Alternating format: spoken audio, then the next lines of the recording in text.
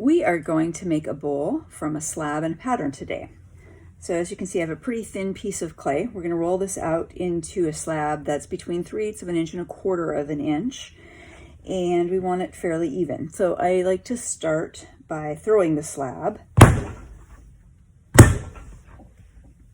And I'm rotating each time I throw.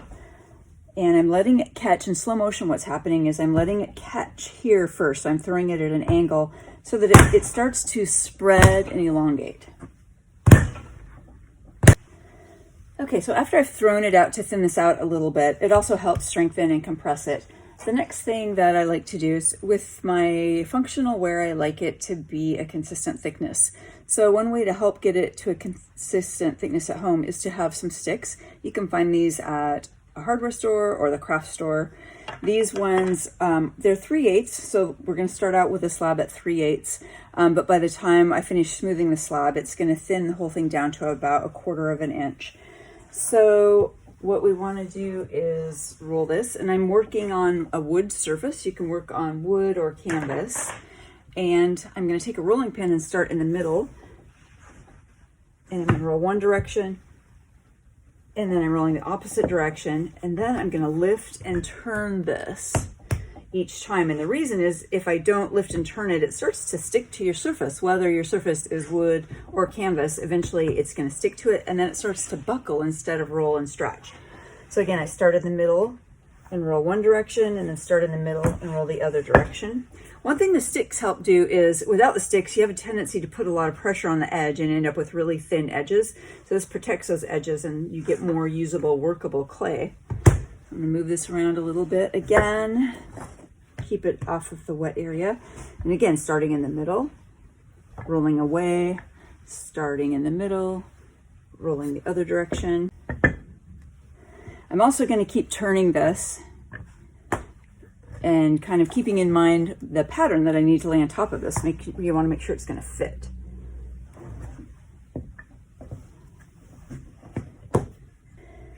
I'm just going to double check, make sure that the slab that I've rolled works with my pattern. It does. That's a good fit. And then the next thing that I want to do is smooth the surface and compress my slab a little bit. You can use a metal rib for that. Just like to run all different directions. And I'm compressing the surface. If you have the larger green rib, I like to use these. This is the larger green rib. It's Mud Tools rib. And if you do a lot of slab work, it's a good investment. It just covers more surface area and leaves, it's a little bit firmer so it doesn't leave as many marks. So you can get a nice smooth surface there. So I'm going to smooth and compress both sides, and then I'm actually just going to let this set up. I want this to get to leather hard, and it's pretty darn wet and floppy. So this needs to set up, I would say probably hour to an hour and a half. So let's let this firm up to leather hard, and then we'll check back in and cut out a pattern. There's a lot of different ways to make bowls, but one way is to use a pattern to make them matching and stackable and easy to keep in your cupboard. So today we're going to look at one method, which is using a donut pattern. So we're going to cut this out, and then we're going to remove a section so that it stands up. And you can decide how much you want to remove. The more you remove, the taller your bowl stands up. So if you remove a lot, you get a taller bowl, like a noodle bowl. And if you remove less, you're going to get a bowl that lays out more, it's wide open like a pasta bowl. So we've got some clay. This has been setting up about an hour. We want it leather hard-ish. So we're going to lay our pattern on top. And this is just straight up cutting out the pattern for starters. So I'm going to hold my knife straight up and down, hold it all the way down to the table, and work my way around the inside and around the outside. We have our pattern cut out. I'm going to set the base aside for the moment and decide how much we're going to cut out. On this particular one, I'm going to remove about 1/3. So I'm going to make a series of these, and I'm going to cut 1/3 from all of them. I like to smooth the edge out a little bit first. If you have a pastry roller at home, that's one good way to do it. One end of your pastry roller has kind of a rounded edge, so you can use that and run that around the edge. So what this does, it smooths it out a little bit, It also makes the edge a little bit thinner, so it makes it appear more delicate. So we're leaving this inside of the bowl still about 1/4 of an inch thick, so it's rugged and tough and it can handle dishwashers or microwaves, but we'll make the edge just a little bit thinner so it gives it the appearance of being a little bit more delicate than it really is. So you can kind of run that around, and we'll smooth it off a lot later. I just like to smooth that and sand that off a little bit.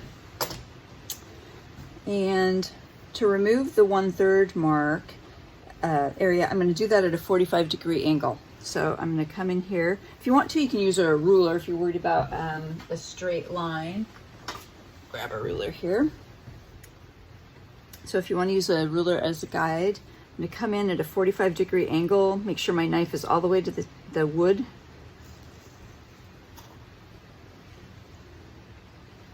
And then I'm going to come around, just smooth that out later. Come around here. And so my knife was pointing that way. I want these two sides to join up, so I'm going to keep my knife pointing that same direction for that 45-degree angle. Set my 1/3 aside, and then you can see how these two edges are going to match up with that 45-degree angle. Those two edges are going to line up and come together.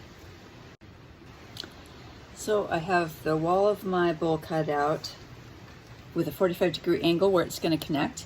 I'm going to slip and score this. I'm going to use a serrated rib and just a little bit of water on both sides that are going to connect here.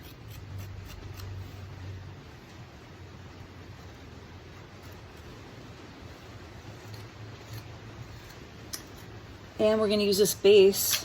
We're going to set this just right on the base. So we're going to score that bottom, and then we can cut the excess off. I usually let it firm up a little bit and then go in and trim the extra off of there.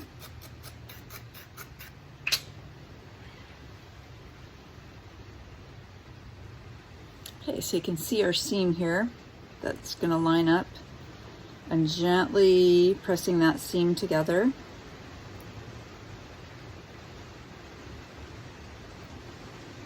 And then if you want to, for a moment, you can set this upside down to score the base, because we want to, it's got a bit of an edge there. We want to use our serrated rib to flatten this out and score it.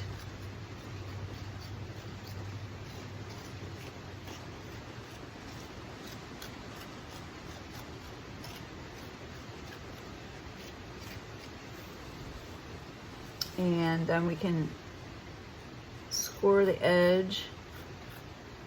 You can set this on here ahead of time so you know where it's going to hit. I've just done this pattern enough. I know the pattern, the base hits in a little bit, and we're going to cut this extra off the outside. So I'm just scoring that a little bit, adding a little bit of water. And we're going to flip this over. And we're going to smooth this back into round a little bit. And then the main thing is now we just need to set this aside and let this firm up. We can do a lot of smoothing and refining after it firms up, but we want these two seams to really firm up.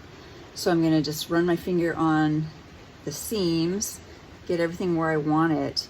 Then we're going to set this aside. I'm going to actually let this set overnight, let it firm up so our seams can be handled a little bit. And then we'll go in and even it off and trim up that base and move on to talk about some decorating options. There's lots of fun decorating options we can use with this form.